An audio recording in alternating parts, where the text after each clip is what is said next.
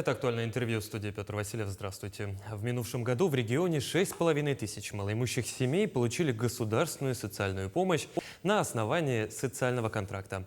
На эти цели были направлены 814 миллионов рублей. Какая социальная помощь была оказана, по каким направлениям, об этом расскажет гостья студии в сферах социальных поддержки в регионе Елена Волкова, министр труда и социального развития Республики Саха-Якутия. Елена Александровна, здравствуйте. Здравствуйте, Петр. Ну, для начала мы все-таки с вами поговорим о социальном контракте. Решением главы Якутии были увеличены размеры помощи на основании соцконтракта в минувшем году. Вот сколько граждан воспользовались этим видом помощи и что в него входит? Действительно, хотелось бы отметить, что государственная социальная помощь на основании социального контракта на сегодня это уже признанная по стране, так скажем, наиболее эффективная практика по поддержке семей, попавших в трудную жизненную ситуацию. В частности, для тех семей, у которых низкие доходы, либо их нет совсем, и родители, трудоспособные, члены семьи ищут работу. И поэтому мы сегодня уделяем, безусловно, большое внимание дальнейшему совершенствованию вот именно этой системы поддержки для наших семей. И главой республики в рамках указа, который принят главой по борьбе с бедностью, действительно большое внимание уделено именно развитию системы социальных контрактов. Первое решение, которое было принято Айсеном Сергеевичем, это увеличение размеров помощи, госсоцпомощи на основе социального контракта. Сейчас размер выделяемой помощи по направлениям развития собственного дела, по направлению личного подсобного хозяйства теперь может составить до 500 тысяч рублей в случае, если это будет подтверждено бизнес-планом, который предоставляет семья, заявитель, будущий получатель социальной помощи.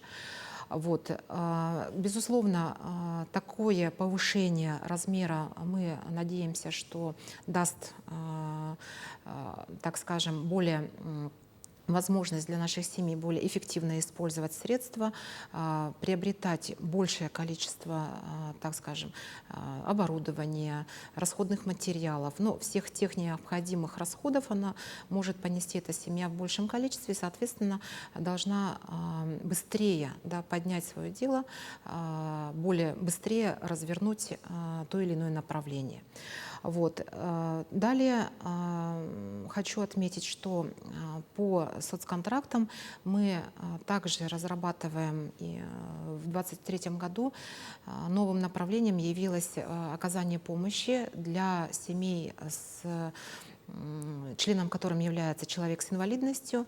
И для таких семей была разработана отдельная программа специальная, тоже на основе социального контракта. Это те семьи, которые хотят также создать какое-то собственное дело, и член семьи с инвалидностью, например, предполагает работать дома, в дистанционном порядке. Также предоставляются средства на создание уже рабочего места, как я уже сказала, в домашних условиях. И, соответственно, уже по этой специальной программе 83 семьи воспользовались такой возможностью. Здесь важно отметить, что для людей с инвалидностью здесь в рамках специальной программы мы пересмотрели денежный порог по доходам семьи, и он сегодня составляет не 1 прожиточный минимум, а 1,5 прожиточных минимумов на члена семьи, с тем, чтобы дать возможным людям с инвалидностью зайти в эту программу. Кроме того, также по решению главы, оно было принято в августе прошлого года на республиканском форуме с нашими ветеранами. Глава встречался с Республиканским советом ветеранов, где были также высказаны определенные пожелания, и было принято решение, что также в рамках социальных контрактов мы разработаем специальную программу и для неработающих наших пожилых граждан, которые также хотят и могут использовать свой трудовой потенциал также в рамках направления либо создания собственного отдела, либо развития личного подсобного хозяйства. Здесь тоже пересмотрен порог по критерию денежных доходов, он также увеличен до 1,5-кратной величины прожиточного минимума на члена семьи. И с 2024 года мы эту программу тоже уже нормативно предусмотрели. Сегодня уже вопрос организации. Здесь хочу отметить для тех, кто вот уже в этом году пожелает обратиться в органы социальной защиты с тем, чтобы подать заявку на создание, опять же, например, своего дела. Важно понимать, что по новым правилам Российской Федерации обязательным условием будет являться прохождение тестирования на предпринимательские компетенции. Сейчас мы определяемся в организационном плане, как мы будем проводить это тестирование. Оно будет проходить на правилах Минтруда Российской Федерации, и в ближайшее время будем давать пояснения, соответственно, в средствах массовой информации. Вот, так что вот работа продолжается. Ну и самое главное здесь еще и иметь свой бизнес-план. В обязательном порядке. У нас созданы комиссии. Семья заявителя подает соответствующее свое заявление с бизнес-планом на рассмотрение. Комиссия создается на уровне района или города Якутска с участием всех заинтересованных представителей, не только соцзащита, но это и наши коллеги из предпринимательского сообщества, соответственно, сельского хозяйства и те органы всеместного самоуправления, которые непосредственно заинтересованы в развитии. Елена Александровна, 23-й год вот завершился. Он был в республике объявлен годом труда. Каких успехов удалось достичь? Вот что основное вы для себя отметили? И самое главное, какие мероприятия прошли? Ну, я хочу, наверное, первое, на чем бы я хотела остановиться, это те решения, которые были приняты в сфере оплаты труда. Это, конечно, одно из, наверное, самых важных, самых таких ожидаемых решений. По поручению главы республики была проведена большая работа по направлению восстановления нарушенной дифференциации в уровнях заработной платы по отдельным категориям так называемых прочих работников бюджетной сферы. То есть, прочие категории — это те, которые не относятся у нас к целевым категориям, предусмотренным в указах президента, и по которым в силу ряда объективных причин за последние годы вот эта объективная дифференциация в уровнях заработных платы была нарушена. В этом году, в 2023, была проведена большая работа, выделены правительством соответствующие средства с тем, чтобы подтянуть заработную плату отдельных категорий работников, по которым она действительно была чуть не большим уровнем РОТ, даже где-то в каких-то случаях. И, соответственно, вот эту работу мы провели совместно с министерствами и ведомствами. 24 тысячи работников именно по этому решению, полагаю, ощутили соответствующее повышение их заработной платы. Что касается мероприятийных направлений, безусловно, очень многое было сделано на всех уровнях власти и в органах местного самоуправления. Мы, кстати, провели конкурс среди органов местного самоуправления, а также среди предприятий и организаций, и подвели буквально недавно итоги на лучшее проведение года труда. Результаты будут объявлены на торжественном мероприятии, которое будет посвящено закрытию года труда и передаче, соответственно, следующему году. Но хочу отметить, что вот эти все мероприятия, конечно, были направлены на повышение престижа, статуса, уважения человеку труда, как это было именно объявлено Айсеном Сергеевичем в своем послании на 23-й год. И удалось сделать и в рамках совершенствования нормативно-правовых актов, к примеру, теперь наши ветераны труда смогут реализовать свое право на санаторно-курортное лечение, например, на базе Бесчигда. То есть это санатория, государственного санатория, которая расположена у нас в городе Москва. Раньше мы могли реализовать это право только на территории республики, в тех санаториях, которые сегодня работают в республике непосредственно. В этом году у нас получилось ввести соответствующие нормы, и теперь ветеранам труда также на условиях 80% скидки, эту скидку предоставляет государство, республика, могут уже получить санаторно-курортное лечение в санатории Бесчигда в городе Москве. У нас также были внесены изменения в закон республики, которые позволяют теперь поддержать поддержать еще больше материнский труд. Те женщины, многодетные наши мамы, которые награждены государственными наградами в области семейной политики, это наши матери-героини, те женщины, которые получают государственные награды, как материнская слава, сейчас будут все иметь право на присвоение звания ветеран труда. Тоже на льготных основаниях с укороченным периодом трудового стажа. Вот. Ну и, конечно, не могу не отметить премию «Человек труда», которая была учреждена главой республики также в 2023 году. Она теперь будет на постоянной основе.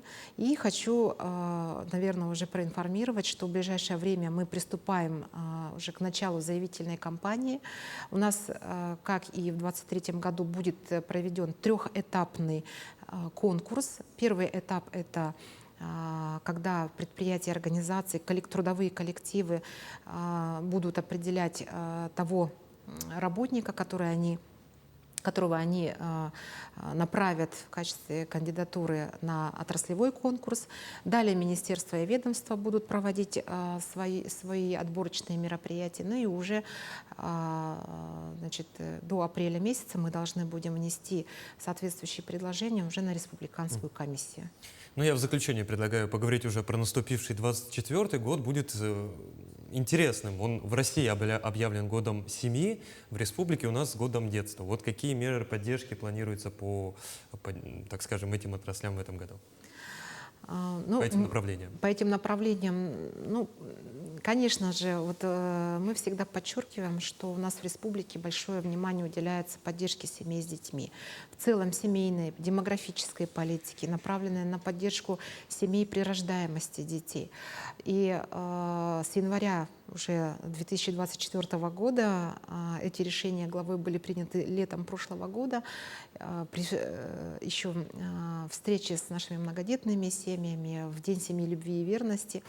Но полгода мы прорабатывали вопрос, и сегодня все решения приняты. Вот уже с января текущего года материнский капитал семья, которая предоставляется при рождении третьего или последующего ребенка, уже увеличен вдвое, до 300 тысяч рублей. Сегодня уже семьи смогут, те, которые либо в этом году получат это право, либо те, которые не реализовали еще свое право, смогут воспользоваться материнским капиталом семья и направить.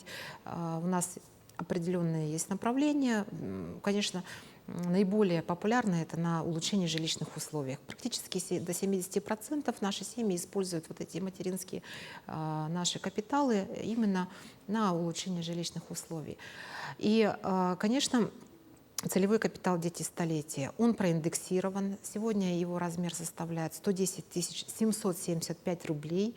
Его действие еще продлено еще на 5 лет. Соответственно, в ближайшие 5 лет каждый ребенок, который родится в нашей республике, будет иметь право. И семья сможет расходовать также целевой капитал, также на улучшение жилищных условий, но по этой мере поддержки перечень направлений более расширен. Семья может с ребеночком его использовать даже на отдых, на семейный отдых. Сегодня это очень важно на самом деле. Да? И из нововведений, конечно, это поддержка молодых семей. С этого года молодые семьи, будущие супруги, в которых в возрасте до 25 лет включительно, при регистрации брака, уже начиная с этого года, также будут получать поддержку от республики. Это будет единовременная выплата в размере 50 тысяч рублей.